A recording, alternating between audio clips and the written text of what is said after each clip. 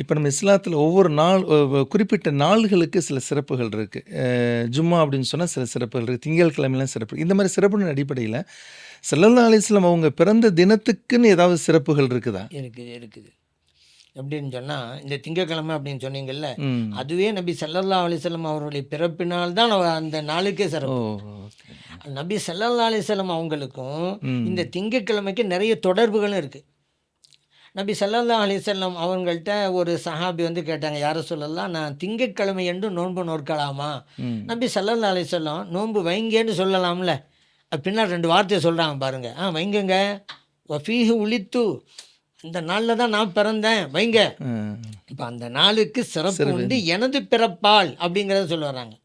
அதுபோல் அடுத்து வஃபீஹி உன்சில அலைய, அந்த திங்கட்கிழமை அன்று தான் எனக்கு வஹையும் இறங்கியது, குர்ஆனும் இறங்கியது. இது முஸ்லிமிலே பதிவு செய்யப்பட்ட ஹதீஸ். நபி ஸல்லல்லாஹு அலைஹி வஸல்லம் அவர்கள் ஹிரா கோயிலில் இருக்கும் பொழுது முதலாக ஜிப்ரீல் அலைஹிஸ்ஸலாம் வந்து குர்ஆனை இறக்குனாங்கல்ல, அது திங்கட்கிழமை தானே. ஓகே. அதை தான் சொல்கிறாங்க திங்கட்கிழமை அன்று.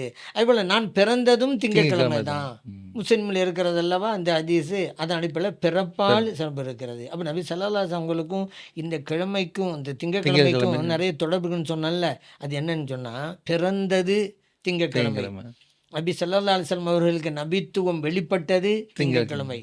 மிஅராஜுடைய நிகழ்வு நடந்தது திங்கட்கிழமை. மாஷா அல்லாஹ். நபி ஸல்லல்லாஹு அலைஹி வஸல்லம் அவர்கள் ஹிஜ்ரத் பயணத்தை மேற்கொண்டாங்கல்ல, ஆமா. மக்காவிலிருந்து புறப்பட்டது திங்கட்கிழமை, மதீனா நகரம் போய் சேர்ந்தது திங்கட்கிழமை, மாஷா அல்லாஹ். இவ்வுலகை விட்டு மறைந்ததும் திங்கட்கிழமை. திங்கட்கிழமை. அப்படி ஒரு தொடர்பு இருக்குது. அப்போ இப்படி ஒரு சிறப்பு, ஸல்லல்லாஹு அலைஹி வஸல்லம் பிறந்தார்கள் என்பதுதான் அந்த நாளுக்கு சிறப்பு. அதே போல் புகாரியில் ஒரு செய்தி பரவுச்சு. என்ன, நபி ஸல்லல்லாஹு அலைஹி வஸல்லம் அவருடைய உறவினர் ஒருவர் கனவு கண்டார். அபூ லஹபை. அபூ லஹபை தெரியுமா? தப்பத் ஆமா. யதா அபீ தபத் லஹபின் அபீ வ தப். லஹப். ஆமாம். அவ்வளோ கண்டார். அப்போ லஹப் கேட்குறவங்க, எப்படி நீ இருக்கிறீங்க அப்படின்னு கேட்கும்பொழுது, நான் ரொம்ப வேதனையில் இருக்கிறேன், ஆனாலும் கூட இந்த விரலை காமிக்கிறாரு, இதில் இருந்து ஒரு பானம் சுரக்கிறது, அந்த நேரத்தில் மட்டும் எனக்கு வேதனை குறைகிறது.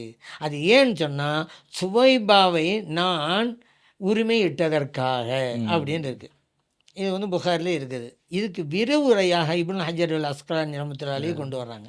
ஏன்னா நபி ஸல்லல்லாஹு அலைஹி வஸல்லம் அவங்களுக்கு சுவைபா ரலியல்லாஹு அன்ஹா வந்து பால் கொடுத்தாங்க. ம். ம். ம். அந்த மேற்றை இந்த அதுதான் இந்த மேட்ரு. இல்லாட்டி சுவைபா ரலியல்லாஹு அன்ஹா அவங்கள விடுதலை கொடுத்ததுனால ஏன் அங்கே நரகத்தில் இவருக்கு சுகம் கிடைக்கணும்? ஏதாவது காரணம் இருக்கணும்ல. என்ன காரணம் அப்படின்னு சொன்னால், சுவைபா ரலியல்லாஹு அன்ஹா நபி ஸல்லல்லாஹு அலைஹி வஸல்லம் அவர்களுக்கு பால் ஊட்டிவாங்க. அப்படி ஒன்று இருக்குது. அதே போல் இவர் வந்து அவங்கள வந்து உரிமையிட்டார்.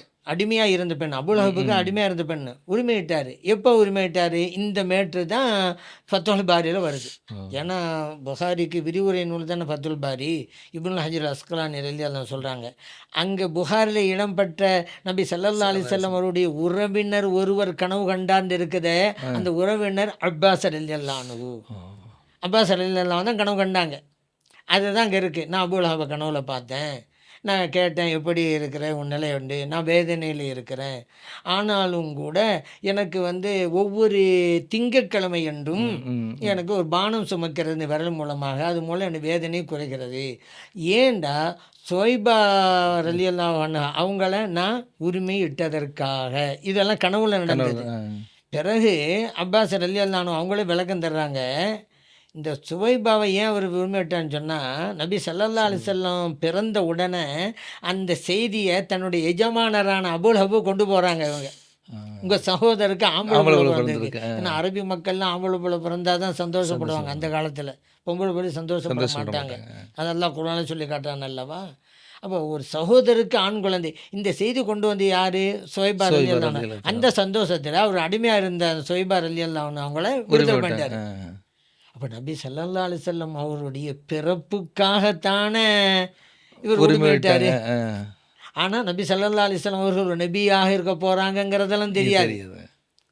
பின்னால் நபியாக வரப்போகிற மக்களுக்கு மத்தியில், இதுக்கு முன்னாலேயே அவங்க நபி தான் அல்லாட்ட, அது ஒரு விஷயம். வெளிப்படையில் பின்னால் வரப்போகிறத பற்றி முற்கூட்டியே இவர் தெரியாமலேயே உரிமையிட்டார். அது ஒரு சந்தோஷத்தில், அந்த சந்தோஷத்திற்காக நரகத்தில் கூட இவருக்கு சுகம் கிடைக்குது. பிறப்புக்கு உண்டான சிறப்பு அது. சிறப்பு. ஓகே. இது புகாரில் வருது. இப்போ நஜாஸ் காலத்தில் விளக்கம் தர்றாங்க.